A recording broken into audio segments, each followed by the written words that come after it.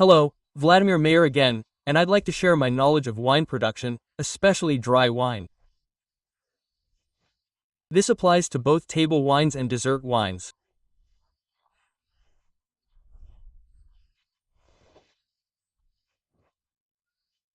I'd like to share my experience briefly and quickly with those who want to make good, high-quality wines that are memorable, with a truly authentic, wine-like taste, without the use of pyrosulfite, without the use of pure yeast cultures, but with wild yeast, using high-quality industrial grape varieties.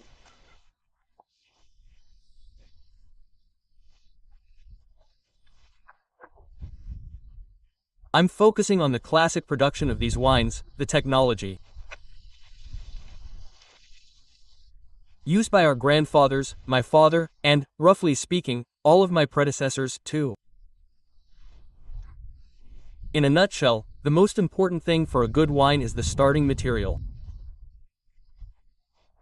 These are industrial grape varieties that have reached their ripeness, the so-called technical phenolic stage. This is when the seeds are already brown and the sugar level is approximately 22 to 24%. Brix. And when the berry's flavor is at its peak, before it begins to raisin, and has already acquired all its characteristics in terms of sugar and seed color. That's exactly the harvest. It's precisely these berries, from precisely these technical grape varieties, that we need to produce a good, tasty wine. Making good wine also requires proper production conditions. And the conditions are simple.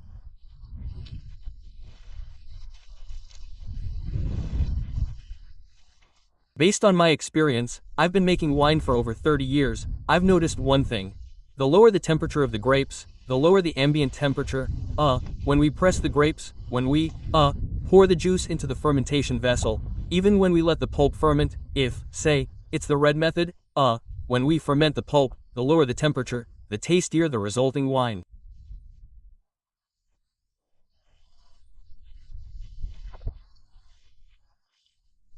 The problem is that when we put the wine into fermentation, either the juice or the pulp, we're used to the idea that the wine should already begin fermenting by the third day.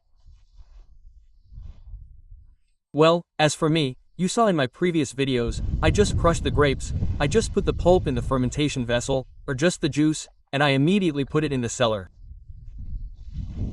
The cellar sometimes gets 14 to 12 degrees, 16 degrees, and fermentation doesn't start on the first or second day, sometimes not even on the 10th day. And fermentation starts there on the 15th and sometimes on the 17th day.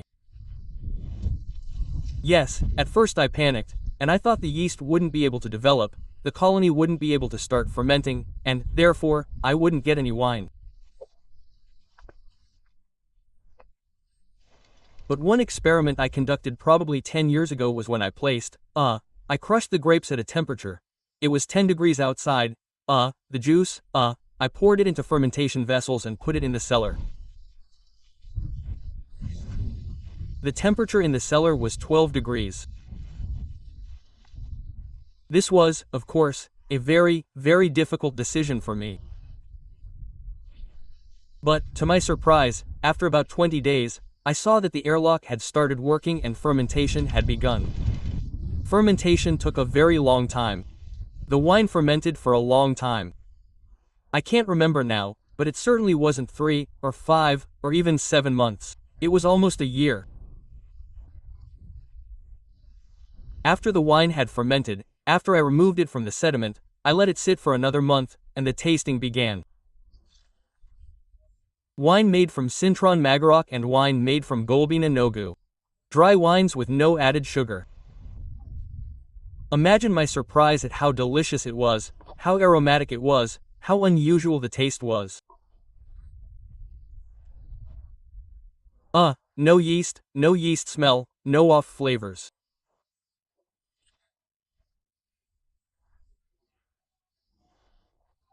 The Citron Magarok had a distinct citron flavor, orange peel, a hint of lemon, but I can't even describe it, I don't know, it's a bit caramel and the color was straw, not red, not yellow, but straw.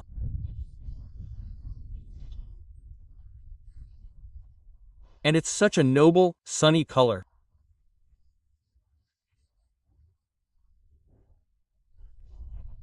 Yeah, we didn't get a lot of wine, but those 15 to 20 liters of, dry wine from the Citron Magarok and about 10 liters of Isbina no wine were probably the first such discoveries, which later inspired me to start fermentation at a low temperature.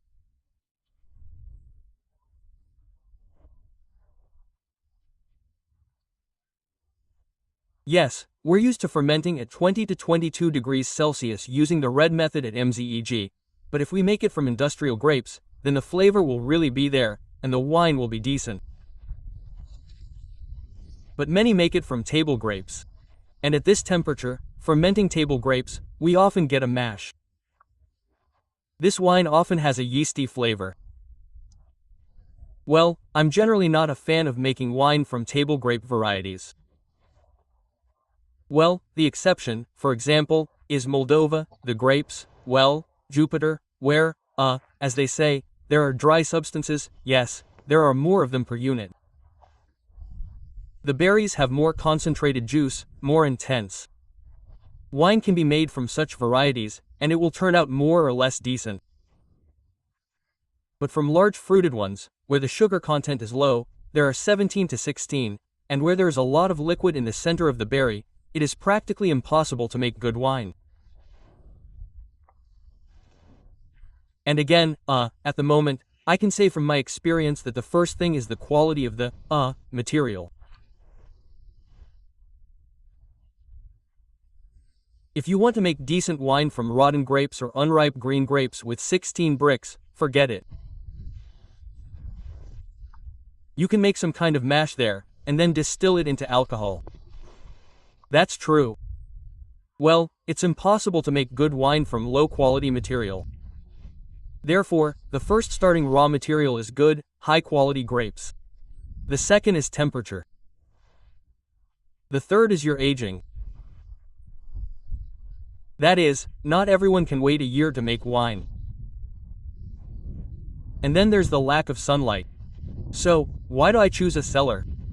Because there's no ultraviolet light, and if certain rules are followed, there's no oxidation of the must. At low temperatures, white wines don't oxidize, they acquire a straw color. With long fermentation, they become very, very tasty. That's why I wanted to make this video to cover some points, nuances, when people ask questions. And I, explain it to everyone individually. I wanted to convey this, nuance to all my viewers, novice winemakers and experienced winemakers. Well, you could say it like this, it's cold maceration. It's one of the elements of wine production technology, but it's a little different. There, they literally keep the pulp, in the cold for a while, and then at elevated temperatures. Well, as I believe, fermentation occurs at elevated temperatures. And here, everything happens. The beginning of fermentation, prolonged fermentation, and the end of fermentation, all at the very minimum temperatures. The maximum temperature there rises to 14 degrees Celsius. So, I wish you good, tasty wines. Protect your wine from oxygen. If you're a beginner, don't neglect the use of a water seal. For experienced winemakers, I'll say, yes, guys, my must lasts for 5 or 10 days even without a water seal. And I've made wine in barrels without one at all. Quote. But for beginner winemakers, I always say, a water seal is the salvation of your must. Especially if you have 3 liters of juice, then without a water seal, you'll get good wine vinegar. This is from experience. Yes, when you have 30 to 40 liters of wine in a good fermentation vessel with a narrow neck, the carbon dioxide will push out the oxygen, and there won't be any vinegar formation, so there's no need to worry. Especially if there are no temperature fluctuations. But if you're fermenting in a room where the temperature is 20 degrees Celsius during the day and 10 degrees Celsius at night, this is fraught with danger. Fermentation has stopped, the release of carbon dioxide has stopped, and therefore, oxygen is entering the vessel. And if you have 3 to 5 liters of wine, the carbon dioxide concentration that accumulated over the course of a day will be low. If there's no airlock, vinegar bacteria will begin to digest your nascent spirits, which will then form a vinegar formation, and will convert acetic acid. That's how it works. I hope you found this video helpful. It's like, I've poured out my soul to you, expressed what I've been working towards for decades in winemaking. And I hope someone will take this on board and also make good, tasty wine.